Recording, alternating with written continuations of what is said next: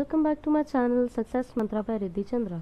तो आज हम स्टार्ट करने वाले हैं एक और ही बहुत ज़्यादा इम्पोर्टेंट टॉपिक जिसका नाम है Hegel and Karl Marx. Hegel को समझने के लिए हमें ये समझना पड़ेगा कि Hegel was an idealist thinker and Karl Marx जो है वो एक स्टेट बेस्ड या वेलफेयर मॉडल का या पूरा आइडिया जो लेके आते हैं। जब हम हीगल को देखते हैं तो हीगल का जो आइडियलिज्म है वो हर चीज को आइडियाज में देखते हैं and he uses the method of dialectics and he was a German philosopher जिनका फोकस था कि हिस्ट्री एंड आइडियाज के थ्रू कैसे हम सोसाइटी में या फिर हम कैसे प्रोग्रेस ला सकते हैं through the thesis, antithesis and then synthesis. ये जो थीसिस है ये एक आइडिया है और एंटीथीसिस जो है वो कुछ कॉन्ट्रडिक्शंस है। तो सोसाइटी में कुछ कॉन्ट्रडिक्शंस एग्जिस्ट करते हैं जिनका रेजोल्यूशन भी होता है और जिनके अगेन एक कॉन्ट्रडिक्शन होते हैं। तो उन कॉन्ट्रडिक्शन पे बेस करके हीगल जो है वो अपना थीसिस, एंटीथीसिस एंड सिंथेसिस का पूरा आइडिया लाते हैं। उसी के साथ जब हम डायलेक्टिकल मेथड को देखते हैं तो डायलेक्टिकल मेथड जो है वो कॉन्ट्रडिक्टरी प्रोसेस है। वो हमेशा जो है दो ऑपोजिंग साइड्स पे जो है वो पूरा ले डाउन करता है। जब हम डायलेक्टिकल मेथड को देखते हैं तो डायलेक्टिक का मतलब ही होता है to engage in something. Okay, इसी के साथ हम क्या देखते हैं कि इनके जो आइडियाज हैं अकॉर्डिंग टू हिम, इनका कहना यह है कि आइडियाज जो है उनको हमेशा हमें समझना पड़ेगा कॉन्ट्रडिक्शन के बिटवीन में ही। और इस वजह से वो एक स्टेटमेंट देते हैं कि development of human history was about a progress as it resulted in the human kind which eventually reach the great ideas. कि ह्यूमन हिस्ट्री का डेवलपमेंट या फिर प्रोग्रेस कब होगा, जब ह्यूमन काइंड जो है वो ग्रेट आइडियाज पे रीच करेगा। इसके बाद हम क्या देखते हैं, उन्होंने एक फेमस स्टेटमेंट दिया था जहाँ पे वो स्टेट को अबव मानते हैं, स्टेट को यूनिवर्सल अल्ट्रुइज्म मानते हैं। उनका एक फेमस कोटेशन है और सिविल सोसाइटी जो है एक सिस्टम ऑफ नीड्स ये कहते हैं। उसी के साथ ये ब्यूरोक्रेटिक क्लास को एक यूनिवर्सल क्लास मानते हैं एंड इसी के साथ ये स्टेट को एक ऑर्गेनिज्म की तरह देखते हैं। ऑर्गेनिज्म का मतलब है एक organic view of the state, जहाँ पे स्टेट एक जो है आर्टिफिशियल टेरिटरी नहीं है बल्कि स्टेट जो है वो एक एक नेचुरल थिंग है, ऑर्गेनिक चीज है। ठीक है, जैसे कि इनका ये मानना है कि पहले क्या हुआ, फैमिली का कॉन्सेप्ट आया। जब फैमिली का कॉन्सेप्ट आया तो वो सिविल सोसाइटी का कॉन्सेप्ट लेके आया। जब वो सिविल सोसाइटी का कॉन्सेप्ट लेके आया तो उसके बाद क्या हुआ कि एक ऑर्गेनिक व्यू ऑफ स्टेट जो है वो इमर्ज हुआ। तो जिसके कारण ये क्या बोलते हैं कि state is an organism is having the highest right over the individual. कि स्टेट का जो है वो पूरा राइट होगा किसके ऊपर, इंडिविजुअल के ऊपर, जिस वजह से उनकी एक हाईएस्ट ड्यूटी होगी for the member of the state. And इस वजह से वो क्या बोलते हैं कि state is the March of God on अर्थ। उसी के साथ हीगल जो है वो वॉर की भी बात करते हैं, जहाँ पे वो ये बोलते हैं कि वॉर को आप एक ईवल की तरह मत देखिए बल्कि एक वर्च्यू की तरह देखिए, एक गुण की तरह देखिए। क्यों? क्योंकि एक डिस्प्ले करता है irony of the divine area, divine area का डिस्प्ले है ये, and destroy selfish egoism of the individual. ठीक है, इसके बाद ये बात करते हैं कॉन्शियसनेस की, जिसको एक भगवान की तरह मानते हैं और वो रिवील करता है एक ऑर्डर सोसाइटी में। एक कोटेशन या फिर एक वर्ड कॉइन करते हैं जिसका नाम होता है वॉल्क्स जीस्ट, जिसका मतलब होता है स्पिरिट ऑफ अ नेशन। उसके साथ हम क्या देखते हैं, ये बात करते हैं सिंपल कॉन्शियसनेस की, जहाँ पे ये बोलते हैं कि जो स्टार्टिंग पॉइंट है वो बेसिकली इनिशियल स्टेट है ह्यूमन कॉन्शियसनेस का। सेल्फ कॉन्शियसनेस की बात करते हैं जहाँ पे इंडिविजुअल जो है वो अवेयर होते हैं अपनी एग्जिस्टेंस में as a separate human beings. Third है रीजन, जो बात करते हैं कि इंडिविजुअल्स जो अपने रैशनैलिटी एंड थिंकिंग को यूज करेंगे वर्ल्ड को समझने के लिए अपने आसपास। चौथा है स्पिरिट, जो रिप्रेजेंट करता है कि कैसे आप highest stage of human consciousness जो है अचीव कर सकते हैं और इंडिविजुअल्स को समझ सकते हैं उनके प्लेस इन द वर्ल्ड में और उनका जो कनेक्शन है एब्सोल्यूट से। उसके साथ हम देखते हैं हीगल को जो एक स्टेटमेंट देते हैं, rational is real and real is rational.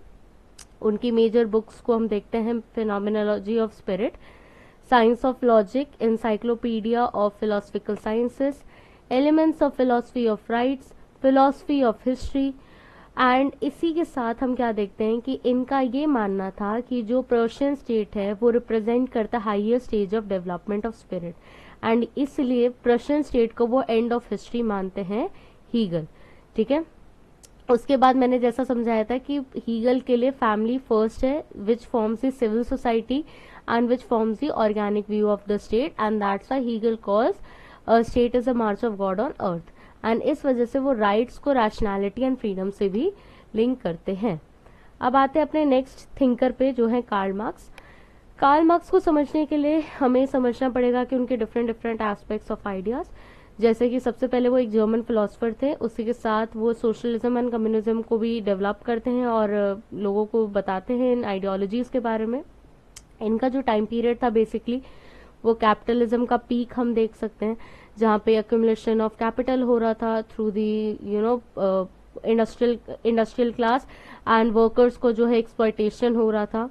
ये जो है हीगल्स की डायलेक्टिकल थ्योरी को जो है मटीरियलिज्म में कन्वर्ट करते हैं एंड इसलिए मैटर को हर चीज के लिए रिस्पॉन्सिबल मानते हैं, कोई भी सोशल चेंज सोसाइटी में आ रहा है इंस्टेड ऑफ आइडिया।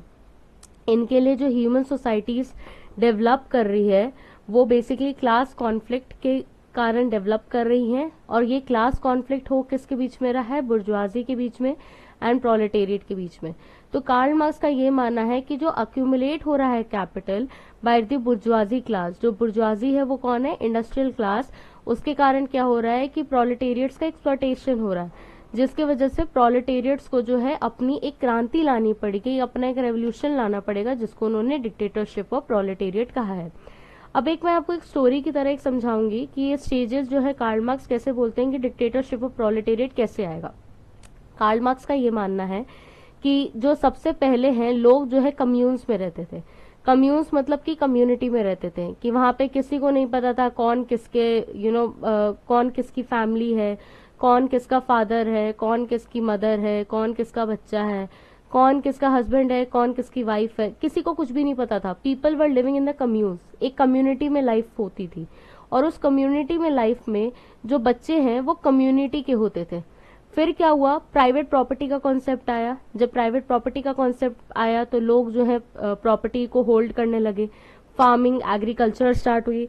जब एग्रीकल्चर स्टार्ट हुआ तो लोग जो है धीरे धीरे करके जिनके पास ज्यादा प्रॉपर्टी हुई वो जो है धीरे धीरे करके मास्टर्स हो गए, और जिनके पास कम प्रॉपर्टी थी या फिर जिनके पास पैसा बिल्कुल नहीं था वो स्लेव्स कैटेगरी में आ गए। इसके कारण मास्टर स्लेव का रिलेशन हम देखते हैं। देन आइडिया ऑफ फ्यूडलिज्म आता है, जहाँ पे पावर जो है वो लैंड के बेसिस पे प्रैक्टिस होने लगा। फिर क्या आता है, कैपिटलिज्म या इंडस्ट्रियलाइजेशन आता है, जिसके कारण क्या हम देखते हैं, बुर्जुआजी एंड प्रोलेटेरिएट का पूरा कॉन्सेप्ट आता है, जहाँ पे इंडस्ट्रियलाइजेशन के कारण जो कैपिटलिस्ट है, कैपिटलिज्म में जो बेसिकली इंडस्ट्री ओनर्स हैं वो जो है प्रोलेटेरिएट या फिर लेबर क्लास को जो है वो ज्यादा एक्सप्लॉइट करने लगे, उनसे ज्यादा से ज्यादा काम लेने लगे। तो वो पूरा कार्ल मार्क्स कहते हैं कि ये जो है एक तरीके से क्लास कॉन्फ्लिक्ट जो है मर्ज हो रहा है बुर्जुआजी एंड प्रोलेटेरिएट से। अब इसका ये सोल्यूशन क्या बताते हैं कार्ल मार्क्स। कार्ल मार्क्स कहते हैं कि देखो भाई, इसका सोल्यूशन सिंपली तब आएगा जब प्रोलेटेरिएट जो है वो एकजुट हो जाए। ठीक है, पहले बुर्जुआजी क्लास को हटाए और उसी के साथ वो क्या करे कि डिक्टेटरशिप ऑफ प्रोलेटेरिएट में प्रोलेटेरिएट जो है वो एक तरीके से एक स्टेट जो है वो संभाल ले। फिर उसके बाद क्या बोलते हैं, क्लासलेस एंड स्टेटलेस सोसाइटी की बात करते हैं कार्ल मार्क्स। ठीक है, तो ये एक तरीके का एक साइंटिफिक सोशलिज्म भी हम देख सकते हैं कि कार्ल मार्क्स जो है वो अपने आइडियाज के थ्रू जो है लोगों के बीच में देते हैं। उसके बाद हम क्या देखते हैं कि कैपिटलिज्म एक तरीके का प्रॉफिट है बेस्ड है, जहाँ पे वर्कर्स को आप कम से कम पे करोगे, ठीक है, जिससे वो अपना गुजर बसर कर लेगा, और वो अपना प्रॉफिट किसी के साथ शेयर नहीं करते थे, जिसके कारण क्या होता था कि वर्कर्स जो है उनको लो वेजेस पे काम कराया जाता था और उनको एक्सप्लॉइट किया जाता था। उसके बाद हम क्या देखते हैं, the moment workers realises that they are exploited is when they develop the class consciousness and start the revolution. कि वर्कर्स को अभी तक रियलाइज ही नहीं हो रहा है कि उनके साथ एक्सप्लॉइटेशन हो रहा है, जिसके कारण उनको क्लास कॉन्शियसनेस की मतलब अपने ही बीच में उनको भाईचारा डेवलप करना पड़ेगा, अपनी कॉन्शियसनेस को जगानी पड़ेगी रेवोल्यूशन स्टार्ट करने से पहले। उसके बाद वो एक कॉन्सेप्ट देते हैं एलियनेशन का, जहाँ पे प्रॉब्लमेटाइज होता है, जहाँ पे सब्जेक्ट एंड ऑब्जेक्ट को जो एग्जिस्ट कर रहा है उसका सेपरेशन होता है। ठीक है, वो आइडिया ऑफ स्टेटलेस कम्युनिज्म या स्टेटलेस एंड क्लासलेस कम्युनिज्म की बात करते हैं, जहाँ पे सबको एक समान देखा जाएगा। एशियाटिक मोड ऑफ प्रोडक्शन जो है वो उसकी भी बात करते हैं, जहाँ पे वो type of pre capitalist society की बात करते हैं। एंड मार्क्स का एक बहुत ही फेमस स्टेटमेंट है कि religion is the opium of the people, जहाँ पे वो रिलीजन को कंडेम करते हैं। ठीक है, आते हैं नेक्स्ट पे। इनके मेजर वर्क्स जो हम देख सकते हैं, critique of Hegel's philosophy of rights, Paris manuscripts 1844 की है। Thesis on Feuerbach, poverty of philosophy, class struggle in France 18 Brumaire Louis Bonaparte का है। Critique of the political economy, value price and profit, Das Kapital, ये पहली volume थी जो 67 में आई है। दास कैपिटल का ही दूसरा वॉल्यूम 1885 में आया है एंड दास कैपिटल का ही थर्ड वॉल्यूम जो है वो 1894 में है। इसके बाद इनकी बहुत फेमस बुक है क्रिटिक ऑफ द गौथा प्रोग्राम, जो कि बहुत सारे में रिपीट हुई है। उसके बाद हम देखते हैं Marx and Marx and Engels की कुछ को ऑथर्ड या साथ में लिखी हुई कुछ बुक्स, जिनमें पहला है Holi family, the German ideology and the communist manifesto. अब उसके बाद जैसे मैंने बताया था कि कार्ल मार्क्स के लिए मैटर और हिस्ट्री जो है वो एकदम टॉप पे है। जैसे हीगल को जब हम देखते हैं तो हीगल के लिए डायलेक्टिक कवर पेज से तो आप जान ही चुके होंगे। आज हम स्टार्ट करने वाले Hegel and Karl Marx. Hegel को समझने से पहले हमें ये समझना पड़ेगा कि वो जर्मन फिलोसफर थे जिन्होंने फोकस किया आइडियलिज्म एंड डायलेक्टिक्स। डायलेक्टिक्स का मतलब ये होता है when you engage in a debate discussion and emphasise करते हैं progress of history and of ideas from the thesis to antithesis and then to synthesis. इसका मतलब ये है कि ये मानते हैं कि आइडियाज में एक कॉन्ट्रडिक्शन जो है वो एग्जिस्ट करता है, जिससे आइडियाज जो है वो पहले thesis, it means contradiction has resolutions also and then anti resolutions also, and it again produces a new idea. तो इसको थीसिस, एंटीथीसिस एंड सिंथेसिस बोला गया है। इसी के साथ हम क्या देखते हैं कि डायलेक्टिकल मेथड जो है वो फोकस करता है कॉन्ट्रोडिक्टरी प्रोसेस में बिटवीन ऑपोजिंग आइडियाज, एंड यहाँ पे जो हीगल है उनका फोकस ब्यूरोक्रेटिक क्लास पे है, क्योंकि वो उनको एक यूनिवर्सल क्लास मानते हैं, जहाँ पे सिविल सोसाइटी को एक सिस्टम ऑफ नीड्स की तरह उन्होंने बोला है और स्टेट एक यूनिवर्सल अल्ट्रुइज्म है। For him ideas can never be understood without understanding contradiction. और वो आइडियाज को ये कहते हैं कि आइडियाज में हमेशा कॉन्ट्रडिक्शंस होते हैं, कि किसी भी आइडिया, किसी भी विचार में हमेशा मतभेद होते ही हैं। ठीक है, contradiction is the essence of any idea. Okay, उसके बाद हम क्या देखते हैं कि उनका ये मानना था कि development of human history was about the progress which resulted in a human Mankind which eventually reach the great ideas. कि इनका ये मानना है कि ह्यूमन हिस्ट्री का अगर डेवलपमेंट कराना है, अगर प्रोग्रेस करवाना है, तो आपको कभी भी एक प्रोग्रेस करने के लिए आपको ह्यूमन काइंड के ग्रेट आइडियाज की जरूरत होगी, जिसकी वजह से स्टेट को ये यूनिवर्सल अल्ट्रुइज्म बोलते हैं, जहाँ पे सिविल सोसाइटी एक सिस्टम ऑफ नीड्स पे एंड ब्यूरोक्रेटिक क्लास पे बेस्ड है। स्टेट को एक ऑर्गेनिक स्ट्रक्चर ये मानते हैं। क्यों? क्योंकि इनका ये मानना है कि स्टेट जो है वो एक आर्टिफिशियल ऑब्जेक्ट नहीं है, बल्कि एक नेचुरल ऑब्जेक्ट है। स्टेट का ये नेचुरल ओरिजिन ऑफ स्टेट पे मानते हैं, जहाँ पे ये बोलते हैं कि highest right over the individual, तो इंडिविजुअल के ऊपर भी स्टेट को ये रखते हैं। अकॉर्डिंग टू हीगल, अब ये वॉर पे बोलते हैं कि वॉर जो है वो एक वर्च्यू है, वो एक ईवल नहीं है, एंड जिस वजह से वो उसको irony of the divine area बोलते हैं। अब ये बात करते हैं कॉन्शियसनेस की। इन्होंने 4 तरीके की कॉन्शियसनेस की बात की है। एक है आपका simple, self, reason and spirit. Simple consciousness में इनका यही कहना है कि जो स्टार्टिंग पॉइंट है वो रिप्रेजेंट करता है आपका initial state of human consciousness. Self consciousness जो है वो बात करता है कि कैसे इंडिविजुअल्स जो है वो अवेयर होते हैं अपने खुद के एग्जिस्टेंस के लिए as a separate beings. And बात करते हैं थर्ड की जो है रीजन, जहाँ पे इंडिविजुअल्स जो है वो अपनी रैशनल थिंकिंग को यूज करते हैं और अपनी दुनिया को समझते हैं। एंड लास्ट है स्पिरिट, जो रिप्रेजेंट करता है highest stage of human consciousness, कि ह्यूमन कॉन्शियसनेस क्या है, कैसे है, उसको रिप्रेजेंट करता है। और वहां पे इंडिविजुअल्स जो है वो अंडरस्टैंड करते हैं कि सोसाइटी में उनको प्लेस कैसे दे सके एक एब्सोल्यूटिस्ट फॉर्म में। इसलिए हीगल जो है वो रैशनल को रियल और रियल को रैशनल बताते हैं।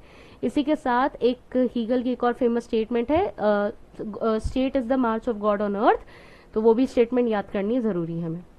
हीगल के कुछ मेन वर्क्स पे आते हैं, जिसमें सबसे पहले है phenomenology of spirit, science of logic, encyclopedia of the philosophical sciences, elements of the philosophy of rights, philosophy of history, best state is अ प्रश्न स्टेट एंड राइट्स में रीजन एंड रैशनैलिटी की बात करते हैं। आते हैं कार्ल मार्क्स पे। Karl Marx को समझने से पहले ये समझो कि कार्ल मार्क्स जो है वो class struggle, class conflict, scientific socialism की बात करते हैं। एंड इसी के साथ साथ हम देखते हैं ये डेवलप करते हैं दो मेजर आइडियाज जिनका नाम है सोशलिज्म एंड कम्युनिज्म। इसके बाद हम देखते हैं ये हीगल से बहुत ज्यादा प्रभावित थे और हीगल के आइडिया ऑफ डायलेक्टिक्स को ये बोरो करते हैं और कन्वर्ट करते हैं हीगल के डायलेक्टिक्स को मटीरियलिज्म पे, क्योंकि कार्ल मार्क्स से आप जब एसोसिएट करेंगे तो दो चीज एसोसिएट करना है, एक है मैटर, एक है history, and that's where he gives the historical materialism. Okay, अब कार्ल मार्क्स का ये मानना है कि मटेरियल जो है वो रिस्पॉन्सिबल है हर सोशल चेंज के लिए एंड आइडिया नहीं है। इससे ह्यूमन सोसाइटी को में एक क्लास कॉन्फ्लिक्ट आएगा जब बुर्जुआजी एंड प्रोलेटेरिएट के बीच में, जो प्रोलेटेरिएट है, जो लेबर क्लास है, उसको जब अपनी चीजों के बारे में पता चलेगा कि उसके साथ कितना एक्सप्लॉयटेशन हो रहा है, तो तब जाके क्लास कॉन्फ्लिक्ट होगा। उसी के साथ वो बोलते हैं कि कैपिटलिस्ट एक ऐसा सिस्टम है जहां पे सिर्फ वो प्रॉफिट के लिए काम हो रहा है और वर्कर्स को बहुत ज्यादा एक्सप्लॉइट हो रहा है, बहुत ज्यादा उनसे काम करवा के सरप्लस वैल्यू जो है वो कैपिटलिस्ट में इंडस्ट्रियल क्लास जो है वो गेन कर रहा है, जिस वजह से जो वर्कर है वो एलियनेशन की प्रॉब्लम फेस कर रहा है। कार्ल मार्क्स जो है वो हिस्टोरिकल मटीरियलिज्म की बात करते हैं।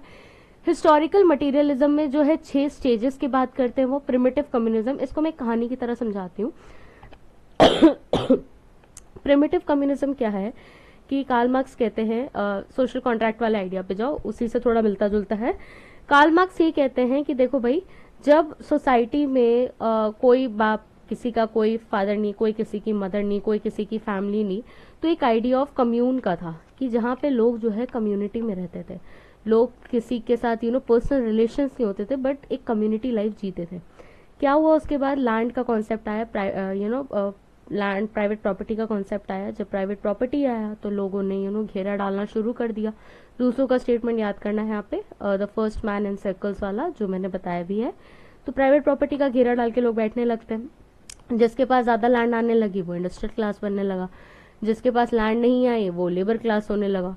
अब क्या हुआ, उसके बाद मास्टर एंड स्लेव का कंसेप्ट आता है, जहाँ पे मास्टर वो लोग होने लगे जिनके पास ज्यादा से ज्यादा लैंड थी, ज्यादा से ज्यादा एग्रीकल्चरल फील्ड थे।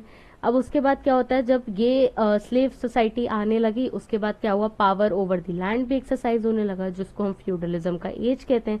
फ्यूडलिज्म का जो एज है वो बेसिकली जहाँ पे लैंड पे लीज आउट करने लगे फ्यूडल लॉर्ड्स और उनसे काम करवाने लगे। फिर हम क्या देखते हैं कि इन्हीं लैंड्स पे जो फ्यूडल लॉर्ड्स थे उन्होंने इंडस्ट्री सेटअप की और कैपिटलिज्म का पूरा एरा जो है वो स्टार्ट होता है, जहाँ पे फ्यूडल लॉर्ड्स जो है वो इंडस्ट्रियल ओनर्स होने लगे और जो पहले एग्रीकल्चर फील्ड में वर्कर्स होते थे या स्लेव्स होते थे वो अब लेबर क्लास की तरह काम करने लगे। अब कैपिटलिज्म में हम क्या देखते हैं, बहुत ज्यादा एक्सप्लॉयटेशन होने लगा, जिसके कारण क्या हुआ, सोशलिज्म आने लगा कि जो बुर्जुआजी है उसको ओवरथ्रो करना है आपको, एंड प्रोलेटेरिएट्स को जो है डिक्टेटरशिप करना है, अपना डिक्टेटरशिप, अपना एक रेवोल्यूशन लाना है, जिसके कारण एट द एंड में हम क्या देखते हैं, स्टेटलेस एंड क्लासलेस जो है वो सोसाइटी का एक एस्टैब्लिशमेंट होता है। ये पूरा जो कार्ल मार्क्स का आइडियोलॉजी है वो ये कहते हैं अपने हिस्टोरिकल मटीरियलिज्म में।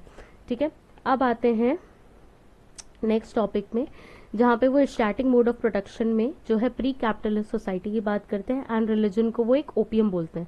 मेजर वर्क्स जो है इनकी वो हम देख सकते हैं, critique of the Hegel's philosophy of right, क्योंकि क्रिटिक करते हैं हीगल को, Paris manuscript, thesis on the Feuerbach, poverty of philosophy, class struggle in France, 18th Brumaire of Louis Bonaparte, critique of political economy, value price and profit, Das Kapital, also known as Capital, a critique of political economy, the critique of the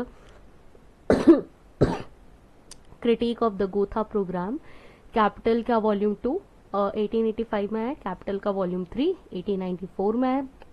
marks and Engels की कुछ books हम देख सकते हैं, the Holi family, the German ideology and the communist manifesto.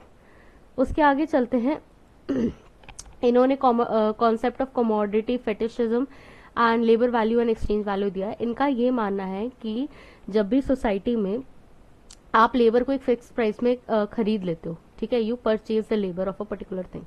इनका example ऐसे लेके समझो, मान लो हम यूज करते हैं फोन, ठीक है, we all use Android phones और एप्पल फोन, या फिर जिसके पास जो भी अपना बजट के हिसाब से हम फोन यूज करते हैं। तो फोन का जो प्रोड्यूस जो कर रहे हैं फोन कंपनीज प्रोड्यूस कर रही है, तो क्या तुम्हें लगता है उसकी जो बैटरी होती है वो जिंक और निकल की होती है, जो फाउंड होती है लैटिन अमेरिकन कंट्रीज में, बहुत ज्यादा वो पिछड़ी कंट्रीज है जहाँ पे people don't have the basic survival needs also. Zinc magnesium so उनको डक करके निकालने में sometimes they are prone to many diseases also. But क्या वो जो लेबर है जो मटेरियल निकाल रहा है, इसका रॉ मटेरियल मोबाइल की बैटरी का, क्या वो कभी इतना ज्यादा सेल्फ सफिशिएंट हो पाएगा कि वो खुद यूज कर पाए? तो यहाँ पे वही कहते हैं कि कमोडिटी फेटिशिज्म हो रहा है, कि जो बंदा उस कमोडिटी को बना रहा है वो बंदा कल को शायद उसको यूज भी ना कर पाए। तो इस चीज का मतलब है कमोडिटी फेटिशिज्म। और यहाँ पे ही हम देखते हैं कि लेबर का वैल्यू लग जाता है कि भाई तुम 8 घंटे काम करोगे तुमको हम इतना पैसा देंगे, तुम अगर तुम 10 घंटे काम करोगे तो इतना पैसा देंगे। और उस लेबर वैल्यू को एक्सचेंज करके वो क्या करता है, जो इंडस्ट्रियल क्लास होता है वो उसको सरप्लस वैल्यू में कन्वर्ट कर देता है। कि मान लो अगर 8 घंटे का तुमने एक लेबर को 600 रुपए दिया है, तो मे बी पॉसिबल कि जो उससे तुम काम करा रहे हो वो तुम्हें रिटर्न जो है वो 8,000 का दे। तो वो जो 800 और 8,000 का जो है प्रॉफिट वो तो उसको मिलेगा नहीं। तो इस वजह से हम क्या देखते हैं कि जो सरप्लस वैल्यू होता है वो इंडस्ट्रियल क्लास में, कैपिटलिस्ट सोसाइटीज में इंडस्ट्रियल ओनर्स को चला जाता है, that is the bourgeoisie class. अब वो एलियनेशन की बात करते हैं कि इस कारण क्या होता है कि सोसाइटी में एलियनेशन आ जाता है। एलियनेशन किस तरीके से आता है? 4 टाइप के एलियनेशन की बात करते कार्ल मार्क्स। पहला एलियनेशन है प्रोडक्ट ऑफ लेबर, कि कैसे जो सामान वो बना रहा है वो सामान वो खुद ही यूज नहीं कर सकता है, कंज्यूम नहीं कर सकता है, तो सबसे पहले एलियनेशन, या उससे दूर तो आप सबसे पहले उससे हो गए। Alienation from the act of production, की जब सामान बन रहा है तो उस चीज को आप उस चीज से ही दूर है। सपोज करो एक कार मैन्युफैक्चरिंग में एक जो लेबर वर्क कर रहा है कार इंडस्ट्री में, क्या वो कभी वो कार इतनी कैपेसिटी रखेगा कि वो कार खरीद के कार को परचेज कर सके? क्योंकि उसने तो उसमें अपना लेबर दिया, उसने प्रोडक्शन के एक्ट में अपना उसमें उसने अपना भागीदारी दिया है, तो क्या वो कभी यूज कर पाएगा? नहीं कर पाएगा, बिकॉज उसने अपना लेबर वैल्यू को एक्सचेंज किया अकॉर्डिंग टू कार्ल मार्क्स। तो उसने बोला है कि इस वजह से क्या होगा कि वो एलिनेट हो जाएगा from the act of production. इस कारण क्या होगा, वो अपने वर्क को डीह्यूमनाइज करने लगेगा कि भाई मैं काम तो कर रहा हूँ, एक मशीन के लिए काम कर रहा हूँ, पैसों के लिए काम कर रहा हूँ, जिसके कारण क्या होगा, एक आदमी का आदमी से एलियनेशन हो जाएगा और एक आदमी जो है वो अकेलापन में जिएगा। ठीक है, वही जो मैंने ऊपर एक्सप्लेन किया है concept surplus value and exchange value का, वही कॉन्सेप्ट जो है रिपीट हो रहा है। अब कार्ल मार्क्स का ये सोसाइटी में बेस और सुपर स्ट्रक्चर वाला कॉन्सेप्ट है वो समझो, बहुत इंपॉर्टेंट है। कार्ल मार्क्स का ये कहना है कि हर सोसाइटी में बेस जो होता है वो सोसाइटी में बिग बिग इंडस्ट्रियलिस्ट होते हैं, स्टेट में गवर्नमेंट होता है, सिविल सोसाइटी जो है वो कंट्रोल करता है। एंड उसी बेसिस पे जो सुपर स्ट्रक्चर है, ये जो ट्राइंगल का अपर पार्ट है, ये सुपर स्ट्रक्चर इस बेस के अकॉर्डिंग में ही ये वर्क करता है। तो इसलिए ये बोलते हैं कार्ल मार्क्स की जो मोड ऑफ प्रोडक्शन है वो कहीं ना कहीं डिटरमाइन करेगा कि कैसा फोर्सेस ऑफ प्रोडक्शन होना चाहिए और कैसा रिलेशंस ऑफ प्रोडक्शन होना चाहिए। सो विद दिस बहुत छोटी वीडियो बनाई है मैंने just for competitive exams like net and civet PG. इसकी डिटेल वीडियो मैं जल्दी लेके आऊंगी जिसमें आप लोगों के लिए मैं स्टेटमेंट्स लाऊंगी जो बहुत हेल्पफुल होंगी। So thank you so much for watching my video till the and. अगर वीडियो पसंद आई हो तो लाइक शेयर सब्सक्राइब जरूर करना।